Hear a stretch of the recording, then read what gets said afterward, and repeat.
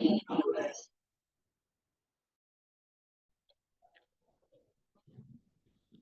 in the last class, we were discussing chapter number 2 from your geography syllabus, and we have covered some of the topics. Like we have discussed what weather is, what climate is. We have had an idea के how many climatic zones are there. इस हवाले से हमारी बात हो चुकी थी. Today we will be completing and we will be continuing our previous lecture जहाँ तक हमारी बात last class में रुकी थी आके. ठीक है? So climatic zones had been discussed in the last class. All of the climatic zones, ये सारी की सारी बातें हमारी हो चुकी थी. Elements of climate, there are certain elements जिसकी वजह से हमारा climate जो होता है वो काफ़ी हद तक affected हो रहा होता है, काफ़ी हद तक उस पर impact पड़ रहा होता है. Few of the factors has been written in front of you. आपकी screen पे आपको नजर आ रहे होंगे. But out of these elements, air pressure, winds, इनको skip करके my basic concern for today's class is temperature. Okay, once we are done with these two factors, चूंकि इनके हवाले से थोड़ी सी ज़्यादा एग्जाम में क्वेरीज आ रही होती हैं, चीज़ें पूछी जा रही होती हैं, so we will be discussing these two factors first और उसके बाद हम रिमेनिंग टू फैक्टर्स की तरफ आ जाएंगे. क्लियर है? तो टेम्परेचर के बारे में कहा जाता है कि this is one of the factor जो कि हमारे क्लाइमेट के ऊपर बहुत हद तक इम्पैक्ट डाल रहा होता है, जिसकी वजह से हमारा क्लाइमेट अप एंड डाउन हमें फील हो रहा होता है. टेम्परेचर की इंटेंसिटी जब कभी ज़्यादा होती है तो वी यूज्ड टू से कि उस जगह का क्लाइमेट काफ़ी ज़्यादा गर्म है या वार्म है या हॉट है.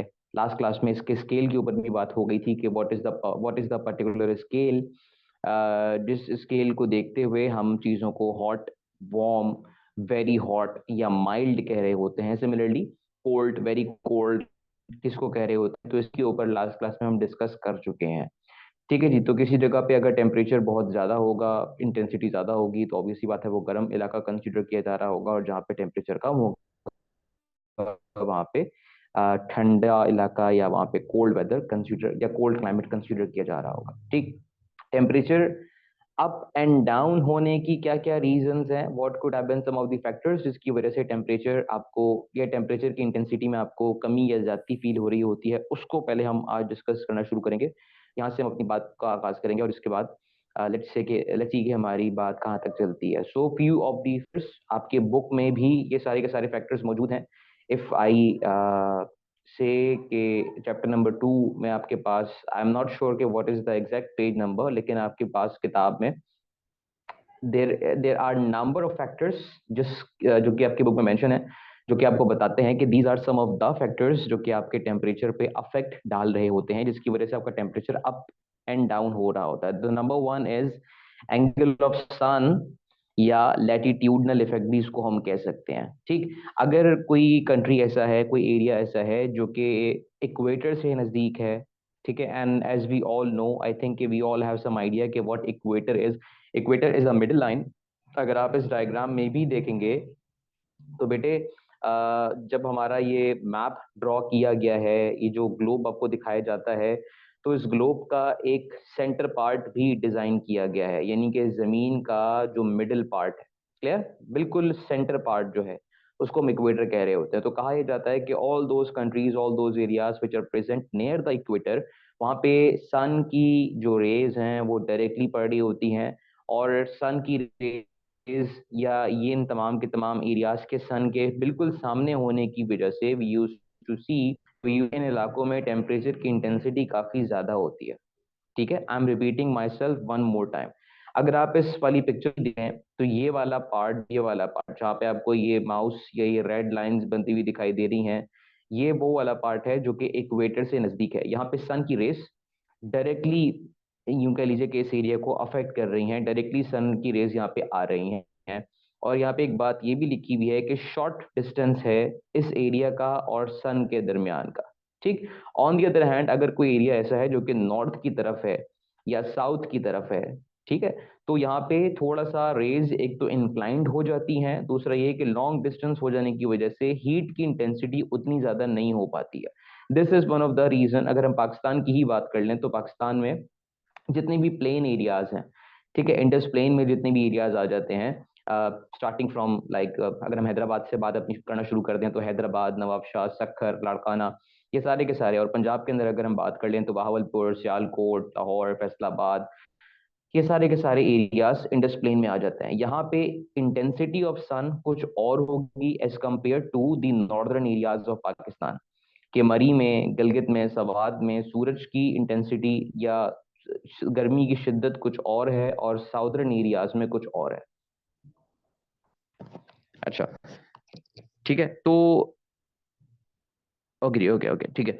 तो एंगल ऑफ सन बड़ा हद तक यूं कह लीजिए कि इम्पैक्ट डाल रहा होता है। वी यूज टू से कि एंगल ऑफ सन की वजह से किसी भी एरिया का, किसी भी कंट्री का, किसी भी सिटी का टेम्परेचर बहुत ज्यादा अप या डाउन हो रहा होता है। ठीक, अगर हम कराची की बात कर लें तो कराची इज, एक बात तो ये कि कोस्टल एरिया है। कोस्टल को तो खैर हम अलग ही डिस्कस करेंगे मैरिटाइम इफेक्ट के अंदर। लेकिन कराची के अलावा अगर हम हैदराबाद की भी बात कर लेते हैं, so this is one of the area जो कि इक्वेटर से नजदीक है as compare to the northern areas of Pakistan. ठीक है, दिस इज द रीजन के सिंध के जो जितने भी एरियाज हैं वहां पे हमें टेम्परेचर आमतौर पे थोड़ा सा ज्यादा कंसीडर किया जा रहा होता है, ज्यादा मिल रहा होता है as compare to the northern areas या as compare to the upper areas of Pakistan. ठीक है। अच्छा जी, पाकिस्तान की लोकेशन इक्वेटर से कैसी है? देखें, Pakistan falls in the temperate zone. Different zones हम ये देख रहे होते हैं कि अगर हम ग्लोबल मैप में देखें तो मुख्तलिफ किस्म के जोन्स हमें जो है वो दिखाई दे रहे होते हैं। तो पाकिस्तान आमतौर पे टेम्परेट जोन के अंदर फॉल करता है।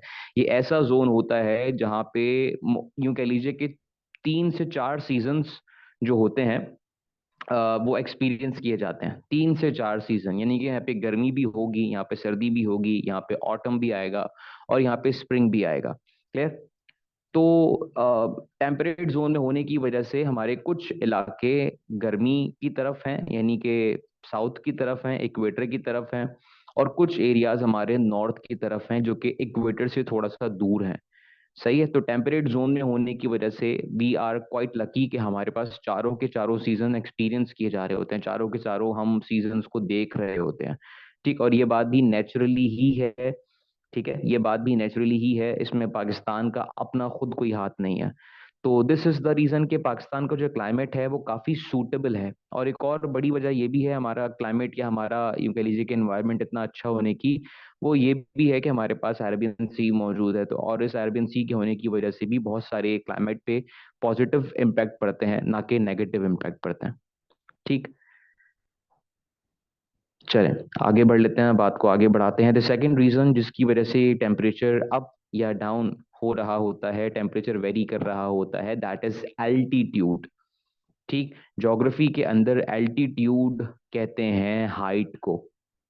सही है जनाब, एल्टीट्यूड कहते हैं हाइट को। बहुत दफा इस पर्टिकुलर क्वेश्चन को हम डिस्कस करते हैं क्लास में, जब जब भी इस वाले पॉइंट पे हम आते हैं। मोस्ट ऑफ द टाइम हमारी डिस्कशन इस बात पे या हमारी बहस इस बात पे लाजमी होती है। ठीक है, सवाल आप सबसे भी यही होगा, जो मैं आमतौर पे करता हूँ। जवाब देने का तरीकाकार ये होगा, अगर आप लिख के जवाब दे सकते हो तो आई हैव नो इशू, आप लिख के जवाब दे सकते हैं। Otherwise you can unmute yourself and you can answer this question.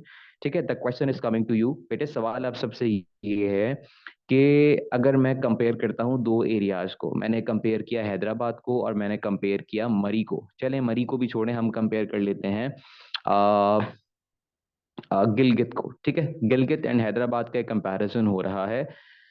Hyderabad जो कि सन से काफी दूर है।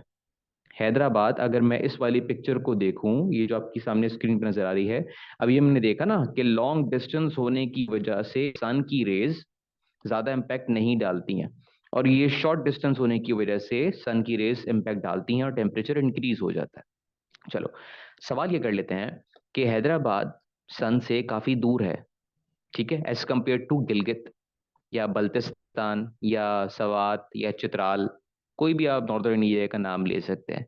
ठीक, बट द प्रॉब्लम इज कि सूरज से नजदीक होने के बावजूद गिलगित, सवात, चित्राल, हुंजा, ये सारे के सारे ऐसे एरियाज हैं जो कि कंपैरेटिवली हैदराबाद से सन से ज्यादा नजदीक हैं, लेकिन उसके बावजूद उन एरियाज में ठंड ज्यादा होती है।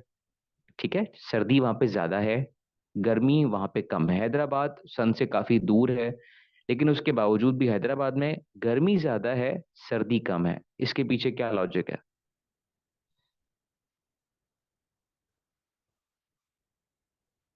अच्छा, you can unmute yourself as well, अगर आप में से कोई चाहे तो अपने आप को अनम्यूट भी कर सकते हैं आप लोग।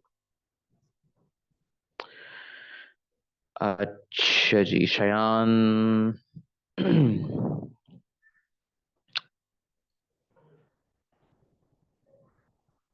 Okay, okay.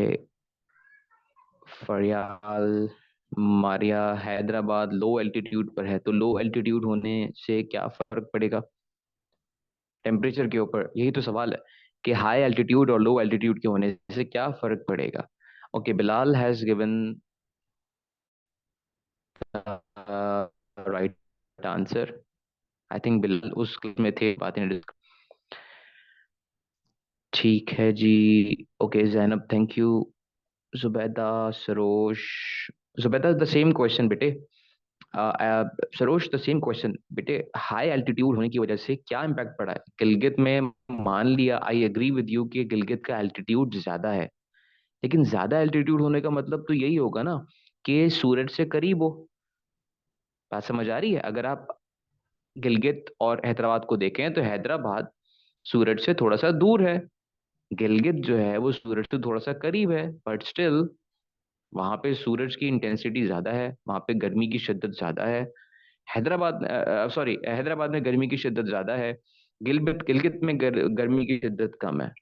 सवाल यही है, ठीक है, हाई एल्टीट्यूड और लो एल्टीट्यूड के होने की वजह से क्या इम्पैक्ट पड़ रहा है। This is the basic question. Sir because Karachi जो है वो थिकली पॉपुलेटेड है, तो उस वजह से वहाँ पे जो है लार्ज पॉपुलेशन होती है, तो एयर जो होती है हमारी डेंस हो जाती है, तो मॉलिक्यूल्स जो होते हैं वो मतलब थिक हो जाते हैं पॉपुलेशन से, तो वो डस्ट और हीट और मतलब लाइट के पार्टिकल्स को अपने साथ कैरी कर लेते हैं। जबकि हमारे पास जो गिलगित है या नॉर्दर्न एरिया है हमारे पास, तो वहाँ पे हमारे पास एयर जो होती है वो लाइट होती है और ज़्यादा डेंस नहीं होती, पॉपुलेशन नहीं होता और स्टोरेज ऑफ पार्टिकल्स नहीं होता इस वजह से। बेहतरीन, हो गया, जबरदस्त, thank you Zainab. Anyone else who would like to add something into this? Aliyan, Momin, Murtuza. वैसे तो बड़ा एक कॉम्प्रिहेंसिव आंसर दे दिया है जैनब ने, फिर भी अगर उसमें कुछ और चीज आप ऐड करना चाहते हैं, Bilal, would you like to add something और would you go with Zainab's answer?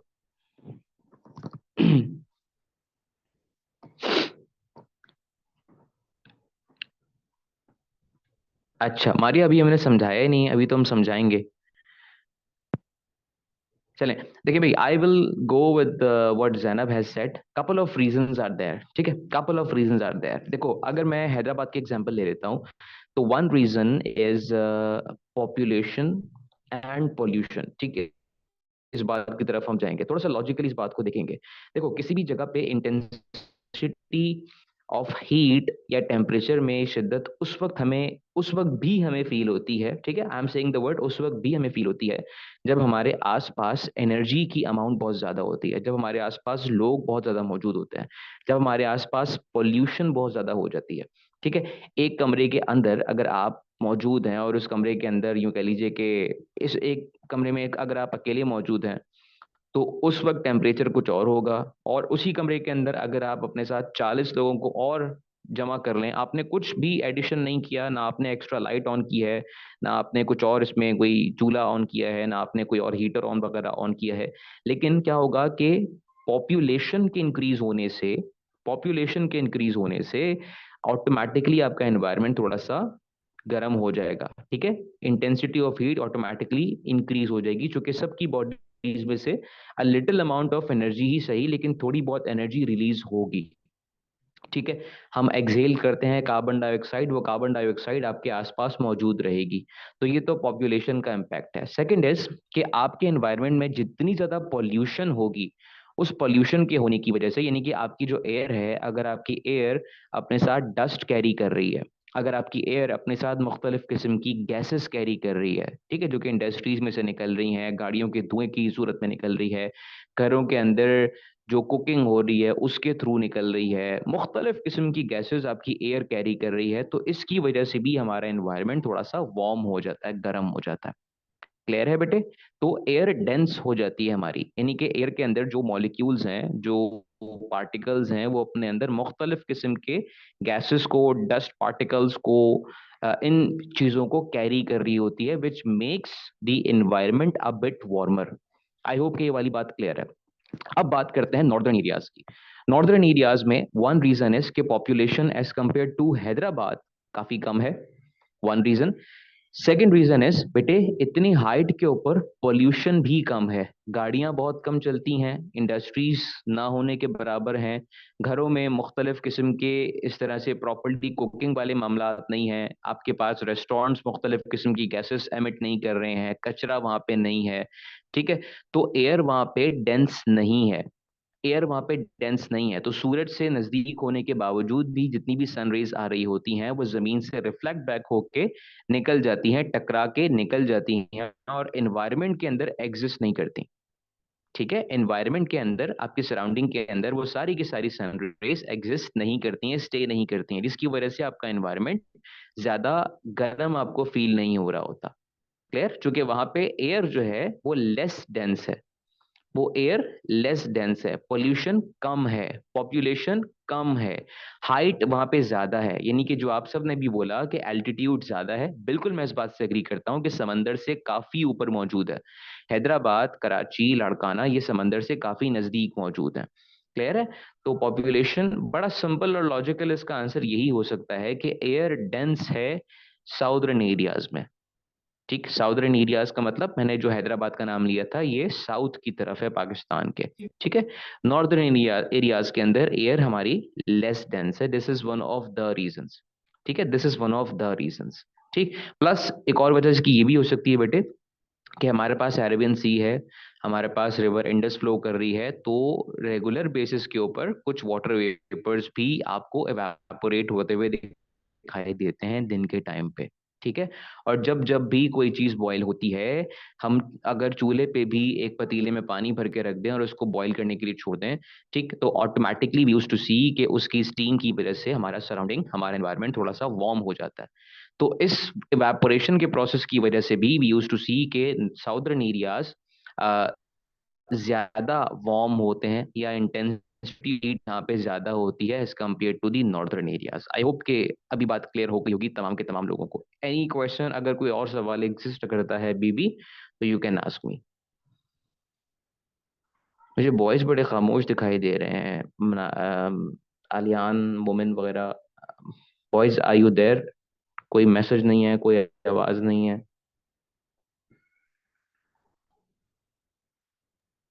Sir रहेंगे क्लास में। अच्छा अच्छा, दोनों जाग रहे हैं, ठीक है। ओके ओके ओके आलियान, ठीक है, थैंक यू। कोई जवाब नहीं आ रहा था यहाँ पे, तो I was just like wondering कि भाई खैरियत तो है, कि आलियान खामोश हो गए। चलें, खैर हो गई। Third reason is, we can say कि क्लाउड कवर। ठीक है, जितनी ज्यादा क्लाउड्स हमारे एनवायरनमेंट में मौजूद होते हैं बेटे, इससे भी हमारा एनवायरनमेंट जो होता है ना वो गर्म या ठंडा या मॉडरेट फील कर रहा होता है। अक्सर इसके लिए आपको बड़ी एक सिंपल सी एग्जांपल दूंगा, जब कभी भी बारिश होने वाली होती है तो बारिश होने से पहले क्लाउड्स फॉर्म हो जाते हैं, क्लाउडी वेदर हो जाता है, जिसको हम देख के इस बात का अंदाजा लगाते हैं कि बारिश अब होने वाली है। ठीक है, जब जब भी क्लाउड्स आते हैं ना मेरा बेटा, जब जब भी क्लाउड्स फॉर्म होते हैं, याद रखिएगा हमारा एनवायरनमेंट खुद ब खुद थोड़ा सा उसकी इंटेंसिटी इंक्रीज हो जाती है, हमारे एनवायरनमेंट की इंटेंसिटी इंक्रीज हो जाती है। जब जब भी क्लाउड्स फॉर्म होते हैं, हमारे एनवायरनमेंट की इंटेंसिटी, हमारे एनवायरनमेंट में टेम्परेचर इंक्रीज हो जाता है। अच्छा, repeat, I am repeating my self, मैंने ये कहा कि जब जब भी क्लाउड्स फॉर्म होते हैं हमारे सराउंडिंग में, हमारे एनवायरनमेंट में, हमारा एनवायरनमेंट ऑटोमेटिकली थोड़ा सा गर्म या वार्म हो जाता है। इसकी बेसिक वजह क्या हो सकती है? आपके सामने एक पिक्चर बनी हुई है, अगर ये पिक्चर आपको समझ में आ रही हो, डे टाइम पे क्या होता है कि सन रेज जमीन की तरफ आ रही हैं, इन क्लाउड्स के आ जाने की वजह से कुछ रेज इस क्लाउड में एब्जॉर्ब हो जाती हैं, इस जगह पे एब्जॉर्ब हो जाती हैं, और कुछ रेज यहीं से रिफ्लेक्ट बैक हो जाती हैं, यहीं से मूव ऑन कर जाती हैं, रिफ्लेक्ट करके वापस चली जाती हैं। ठीक है, और कुछ अमाउंट ऑफ रेज, कुछ अमाउंट ऑफ लाइट एनर्जी जमीन की तरफ आ जाती हैं। ठीक, और जमीन की तरफ आने के बाद जमीन के अंदर एब्जॉर्ब होनी शुरू हो जाती हैं। क्लियर है बेटे? और कुछ रेस वापस रिफ्लेक्ट बैक हो रही हैं जमीन से टकराने के बाद भी। चार बातें मैंने बोली हैं। एक बात तो ये कि जब कभी भी सन हमारे पास यानी कि दिन का टाइम होगा तो लाइट एनर्जी या सन रेज जमीन की तरफ आएंगी। कुछ एनर्जी या कुछ लाइट रेस इन क्लाउड्स के अंदर एब्जॉर्ब होंगी और कुछ इन क्लाउड से ही वापस टकरा के पीछे की तरफ चली जाएंगी। ठीक है? कुछ एनर्जी यहाँ पे स्टोर हो गई है और इसमें से भी क्लाउड्स के अंदर से भी कुछ एनर्जी पास होके जमीन की तरफ आएगी। जो एनर्जी या जो लाइट लाइट रेज या सन रेज जमीन की तरफ आ रही होंगी, some of them will be absorb by the land and some of them will be reflected back. लेकिन जब ये वापस रिफ्लेक्ट बैक हो रही होती है ना, तो इन क्लाउड्स के होने की वजह से, और चूंकि क्लाउड्स के अंदर हम ये देखते ही हैं कि छोटे छोटे से वाटर वेपर्स मौजूद होते हैं, और चूंकि हम पॉल्यूटेड एरिया के अंदर रहते हैं, हम ऐसे इन्वायरमेंट में रहते हैं जहाँ पे गैसेस भी हैं, डस्ट भी हैं, मुख्तलिफ किस्म की और चीज़ें भी हमारे सराउंडिंग में घूम रही होती हैं। वो सारी की सारी कहाँ जाती हैं? इन क्लाउड्स के अंदर जमा हो रही होती हैं। अब ऑलरेडी ये क्लाउड जो है ऑलरेडी बहुत ज्यादा सैचुरेटेड है। ठीक है? ये फिल हुआ हुआ है वाटर वेपर्स के साथ, डस्ट के साथ, गैसेस के साथ। अब जब सन रेज वापस इसके अंदर टकरा के जमीन से इसके अंदर आएंगी तो ऑब्वियस सी बात है कि इसके अंदर से पास नहीं हो सकेंगी। ठीक है? इसके अंदर से पास नहीं हो सकेंगी। अगर ये क्लाउड्स ना हो तो सीधी सीधी सन रेज यहाँ पे जमीन पे आए और टकरा के वापस चली जाएं। Very common phenomena. लेकिन इन क्लाउड्स के होने की वजह से और इन क्लाउड होने की वजह से वी यूज टू सी कि ये जो होती है, ये सन रेज जो होती हैं वो इन क्लाउड्स में से पास नहीं हो पाती हैं, और ज्यादातर हीट एनर्जी दोबारा से यहीं कहीं पे स्टोर हो जाती है, यहीं कहीं पे स्टे कर जाती है। ठीक है? which makes our environment, which makes our surrounding a bit warmer, जिसकी वजह से हमारा सराउंडिंग थोड़ा सा हमें इंटेंसिटी फील होती है कि टेम्परेचर इंक्रीज हो गया है। अच्छा, क्लाउड्स सनलाइट तो ब्लॉक नहीं करते। सनलाइट ब्लॉक क्यों नहीं करते? आप सूरज अगर एक जगह पे आ रहा है और क्लाउड्स नहीं है, लेकिन अगर उसी जगह पे क्लाउड्स आ गए तो क्या उन क्लाउड्स के आ जाने की वजह से सनलाइट या सन रेज ब्लॉक नहीं होती? क्या एकदम से साया नहीं आ जाता? तो ये ब्लॉक करना ही तो होता है। ठीक है? अगर एकदम से साया आ गया क्लाउड आ जाने की वजह से, तो वी यूज टू सी कि ये सनलाइट जो है या सन रेज जो है ये ब्लॉक ही तो हो रही हैं। एक तरीके से क्लाउड्स ने उनको रोक दिया है। और लाइट एनर्जी कुछ अमाउंट के अंदर, वी आर नॉट सेइंग कि कंप्लीटली ब्लॉक हो गया, लेकिन लाइट एनर्जी कुछ अमाउंट के अंदर जमीन पे आ रही होती है, तो साया हो जाता है। लेकिन स्टिल उस साये के होने की वजह, उस साये के होने के बावजूद लाइट वहां पे अभी भी मौजूद रहती है। अंधेरा मुकम्मल तौर पे नहीं हो जाता। बात समझ आ रही है सबको?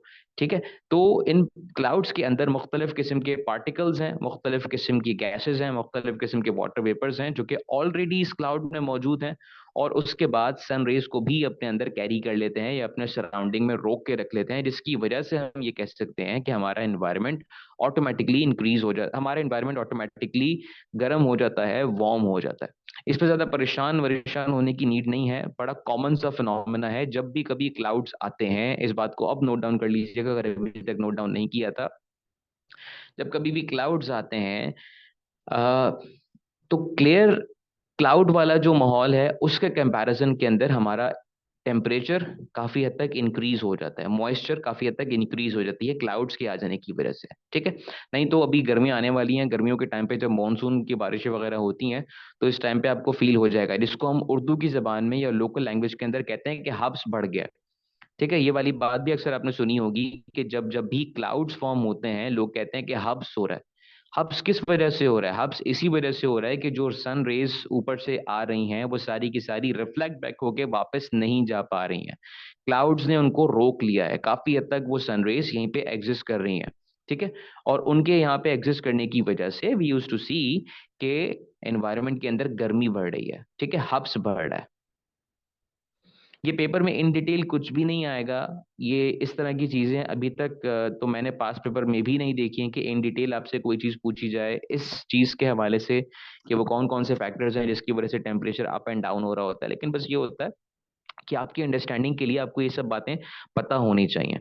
ठीक है? एग्जाम में अभी तक ऐसा कोई क्वेश्चन नहीं देखा गया है जिसमें आपसे ये पूछा जाएगा कि ये बता दो कि क्लाउड कवर का क्या इम्पैक्ट है टेम्परेचर के ऊपर, या किस तरह से टेम्परेचर अप एंड डाउन होता है क्लाउड कवर की वजह से। So don't need to worry about उसके लिए बिल्कुल भी परेशान ना हो, लेकिन ये सिर्फ और सिर्फ आपको समझाने के लिए सब बातें बताई जा रही हैं, आपको पढ़ाई जा रही हैं। ठीक है बेटे, आगे बात कर लेते हैं कॉन्टिनेंटल इफेक्ट। ठीक है, कॉन्टिनेंटल इफेक्ट। कॉन्टिनेंटल इफेक्ट के बारे में हम ये बात कह सकते हैं कि कॉन्टिनेंट जो कि जमीन को कहते हैं, तो इसको कोई एक्सप्लेन करना चाहेगा मुझे? आपके सामने ये दो तीन लाइंस मेंशन है, if you can read it for me and anyone who can explain it to us. इसके लिए बड़ी फिट एग्जांपल हमने शायद जब कोचिंग में डिस्कस किया था, तो इसके लिए बड़ी कॉमन एग्जांपल या बड़ी फिट एग्जांपल इसके लिए थी। तो अगर आप में से कोई इसको एक्सप्लेन कर दे पढ़ने के बाद, उसके बाद I will be giving you that example, जिससे आपको होपफुली की समझ में आ जाएगा कि ये कॉन्टिनेंटल इफेक्ट है क्या। अच्छा जी, आई रिक्वेस्ट के हम्म, हम्म, हम्म, चलो खैर, आप में से कोई जवाब देना चाहते हो तो प्लीज जवाब दे लें। ये कॉन्टिनेंटल इफेक्ट से क्या मुराद है? The things are written in front of you.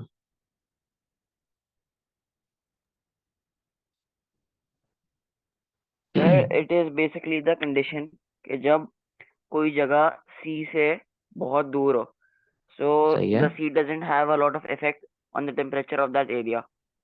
तो ठीक है। the temperature of the sea doesn't, क्या कहते हैं, affect the temperature of the area, so it can never get moderate, it always is in extremes. It can be extreme बिल्कुल winter सही, or it can be extreme summer. बिल्कुल ठीक हो गया। एक बात तो आपने बिल्कुल ठीक ठीक कह दी है कि समंदर से दूर होने की वजह से, ये किसी लार्ज वाटर बॉडी के दूर होने की वजह से आपकी जमीन पे लैंड ब्रीज या सी ब्रीज नहीं चलती हैं। अच्छा, कॉन्टिनेंटल इफेक्ट को पढ़ने से पहले हमें एक इफेक्ट और पढ़ लेना चाहिए था, जो कि इस लिस्ट में नहीं है, लेकिन हम पढ़ लेते हैं वैसे भी जब कभी हम बोर्ड पे पढ़ रहे होते हैं। That is maritime effect. ठीक है, मैरीटाइम कहते हैं किसी भी वाटर बॉडी को, या आमतौर पर ओशियंस को।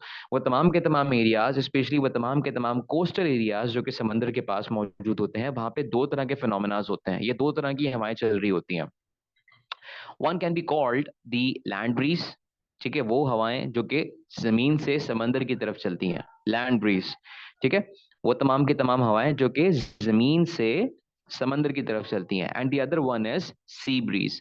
सी ब्रीज ये वो सारी की सारी हवाएं होती हैं जो कि समंदर से जमीन की तरफ चलती हैं। क्लियर है? सी ब्रीज के अंदर सूदिंग इफेक्ट होता है। सी ब्रीज के अंदर सूदिंग इफेक्ट होता है, छोटे छोटे से वाटर वेपर्स होते हैं, क्योंकि समंदर के ऊपर से जो इवेपोरेशन का प्रोसेस होता है, यही छोटे छोटे से वाटर वेपर्स हवा के साथ जमीन की तरफ मूव करते हैं। दैट इज द रीजन कि कराची जैसे तमाम के तमाम coastal cities in the world, यहाँ पे टेम्परेचर कभी भी हमें एक्सट्रीम दिखाई नहीं देता। टेम्परेचर हमें कभी भी एक्सट्रीम दिखाई नहीं देता, ना ही कभी होगा और ना ही कभी प्रीवियसली देखा गया था। क्लियर है? जमीन से समंदर वाली को जो हवाएं जमीन से समंदर की तरफ जाती हैं वो लैंड ब्रीज कहलाती हैं। ठीक है, जो ब्रीज, जो विंड्स, जो हवाएं जमीन से समंदर की तरफ मूव करती हैं वो लैंड ब्रीज कहलाती हैं, और जो समंदर से जमीन की तरफ मूव करती हैं वो सी ब्रीज कहलाती हैं। ठीक है, लैंड ब्रीज में शायद सूदिंग इफेक्ट ना हो, क्योंकि जमीन के ऊपर कोई वाटर वेपर नाम की कोई चीज है नहीं, चूंकि कोई बड़ी वाटर बॉडी तो है नहीं। तो हम ये कह सकते हैं कि जमीन का जो भी डस्ट होती है, जमीन के ऊपर जो भी पॉल्यूशन होती है, जो भी गैसेस होती हैं, वो ये हवाएं कैरी करके समंदर की तरफ लेके जा रही होती हैं। लेकिन समंदर से जो हवाएं जमीन की तरफ आती हैं, उसमें छोटे छोटे से वाटर वेपर्स होते हैं, और ये हमें बाकायदा तौर पे सूदिंग इफेक्ट एक दे रहे होते हैं। गर्मियों के टाइम पे अगर कभी समुद्री हवाएं रुक जाती हैं, तो हम आमतौर पे ये कहते हैं कि हीट स्ट्रोक हो गया है। ठीक, टेम्परेचर काफी हद तक बढ़ गया है। ये टर्मिनोलॉजी आप पिछले 5-6 सालों से सुन रहे होंगे टीवी में, कि अक्सर गर्मियों के टाइम पे कहते हैं कि कराची में समुद्री हवाएं चलनी बंद हो गई हैं, जिसकी वजह से हीट स्ट्रोक होने के चांसेस हैं। तो हीट स्ट्रोक उसी वक्त होता है जब हमारी जमीन पे समंदर की हवाएं चलनी बंद हो जाती हैं। क्लियर है? तो इंटेंसिटी ऑफ हीट या टेम्परेचर हमारा काफी हद तक इंक्रीज हो जाता है। हाँ, ये दोनों इवेंट्स जो होती हैं ये कलेक्टिवली मैरिटाइम इफेक्ट क्रिएट कर रही होती हैं, ठीक है बेटे। और ये मैरिटाइम इफेक्ट, ये बात भी याद रखिएगा कि हमेशा सिर्फ और सिर्फ उन्हीं एरियाज में देखा जाएगा जो या तो किसी ओशन के नजदीक होंगे जिस तरह कराची, या किसी लार्ज वाटर बॉडी के नजदीक होंगे जिस तरह से अगर कोई शहर रिवर इंडस के पास मौजूद है, अगर कोई शहर किसी और बड़े रिवर के पास मौजूद है, तो वहां पे भी ये वाला इम्पैक्ट देखा जाता है। लेकिन आमतौर पर मैरिटाइम की जो टर्मिनोलॉजी है वो ओशियन या सी के साथ ही कनेक्टेड होती है। क्लियर है? तो जिन एरियाज में ये लैंड और सी ब्रीज होती हैं वहां पे टेम्परेचर कभी भी एक्सट्रीम नहीं जाता। अब उसी का ऑपोजिट है कॉन्टिनेंटल इफेक्ट। कॉन्टिनेंटल इफेक्ट से मुराद ये वो तमाम के तमाम शहर होते हैं, ये वो तमाम के तमाम इलाके होते हैं जो कि समंदर से काफी दूर मौजूद होते हैं। और समंदर से दूर होने की वजह से ना ही यहाँ पे लैंड ब्रीज है, ना ही यहाँ पे सी ब्रीज है। ठीक है, इसकी सबसे कॉमन एग्जांपल मैं इस तरह से देता हूँ कि आपने चूल्हे के ऊपर एक बहुत बड़ा सा कोई पतीला, बहुत बड़ा सा कोई बर्तन चूल्हा ऑन करके रख दिया, भले उसके अंदर आप पानी रखें या खाली पतीला रख दें, जैसा भी आपकी मर्जी हो। ठीक है, इमेजिन करें कि जब आपने वो पतीला चूल्हे पे रखा और फ्लेम आपने ऑन किया, तो जस्ट इमेजिन कि ये हमारा डे स्टार्ट हो गया, यानी कि जैसे ही दिन स्टार्ट होता है सूरज हमारे सामने आ जाता है और सूरज की जो रेज होती हैं वो पूरा दिन जमीन के ऊपर पड़नी शुरू हो जाती हैं। तो जस्ट इमेजिन कि जो फ्लेम है वो सूरज है और जो पतीला है वो जमीन है। ठीक है, इंटेंसिटी इंक्रीज होती रहती है और एक टाइम ऐसा आ जाता है कि वो फ्लेम या वो जो सूरज की लाइट है वो आहिस्ता आहिस्ता करके कम होती चली जाती है और मगरिब के बाद सूरज बिल्कुल बिल्कुल हमारी जमीन से गायब हो जाता है। ठीक, अब क्या होगा, कॉन्टिनेंटल इफेक्ट की बात जरा समझिएगा। पूरा दिन उस पतीले ने या उस जमीन ने सन रेज को या लाइट को या हीट को एब्जॉर्ब किया है। सही है, जैसे ही वो फ्लेम ऑफ होगा, जैसे ही वो फ्लेम ऑफ होगा, आप ये देखेंगे कि उस जमीन को ठंडा होने में थोड़ा सा टाइम लगेगा। It will take a lot of time as with respect to its size. जितना बड़ा वो पतीले का साइज होगा उतना ज्यादा देर में वो ठंडा होगा। ठीक है, और उतना ही ज्यादा देर में वो गर्म भी होगा। तो अगर हम किसी ऐसे इलाके की बात कर लें जो कि किसी वाटर बॉडी से दूर है, हम लाड़काना की एग्जाम्पल ले लेते हैं सिंध के अंदर। ठीक है, लड़काना की एग्जाम्पल हम ले लेते हैं या दादू की एग्जाम्पल ले लेते हैं। ये वो एरियाज हैं जो कि सिंध के गर्म तरीन एरियाज कंसीडर किए जा रहे होते हैं, समंदर से या रिवर से काफी दूर होते हैं। तो जैसे ही सन रेज सुबह के टाइम पे आनी शुरू होती हैं, यहाँ की लैंड अपने अंदर हीट एनर्जी को एब्जॉर्ब करना शुरू कर देती है। ठीक है, पूरा दिन हीट एनर्जी को एब्जॉर्ब करती है और शाम के टाइम पे जब ये सन चला जाता है तो उसके बाद से अपने अंदर से हीट एनर्जी को रिलीज करना शुरू कर दी और दोबारा से मॉडरेट होना शुरू करती है। ठीक है, तो जितना बड़ा लैंड का साइज होगा उतनी ही देर लगेगी उस जमीन को ठंडा होने में। दिस इज द रीजन कि दादू का इलाका, लड़काना का इलाका कंसीडर किया जाता है कि ये गर्म तरीन इलाके हैं, क्योंकि यहाँ पे कोई मैरिटाइम इफेक्ट नहीं हो रहा होता, यहाँ पे कोई लैंड ब्रीज सी ब्रीज का कॉन्सेप्ट नहीं होता। और शाम में भी कहा जाता है कि यहाँ पे रातें काफी देर के बाद जाके ठंडी होती हैं। क्यों? क्योंकि इतनी बड़ी जमीन है, अपने अंदर से हीट एनर्जी को निकालने में it takes a lot of time, बहुत ज्यादा टाइम हमें कंज्यूम करना पड़ता है। तो रात को देर गए 10 बजे, 11 बजे, 12 बजे कहीं जाके यहाँ पे रातें ठंडी होती हैं। आई होप के कॉन्टिनेंटल इफेक्ट भी समझ में आ गया होगा।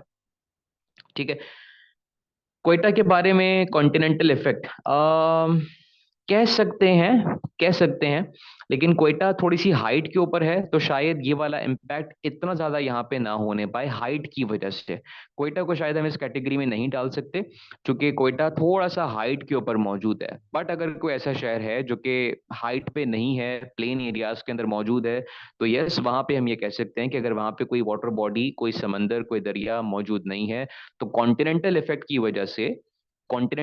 वजह से वहां पे गर्मी या इंटेंसिटी ऑफ हीट ज्यादा एक्सपीरियंस की जा रही होगी। ठीक है, सर्दियों में भी ये मामला होता है कि सर्दियों में ये सारे इलाके ठंडे भी इस वजह से होते हैं, जिस तरह से वो पतीला है भाई, अगर आप उसको ओपनली छोड़ देंगे, फ्रिज में रख देंगे, तो ऑब्वियस ही बात है वो ठंडा भी बहुत ज्यादा हो जाएगा, और अगर उसको आप चूल्हे पे रखेंगे तो वो गर्म भी बहुत ज्यादा हो जाएगा।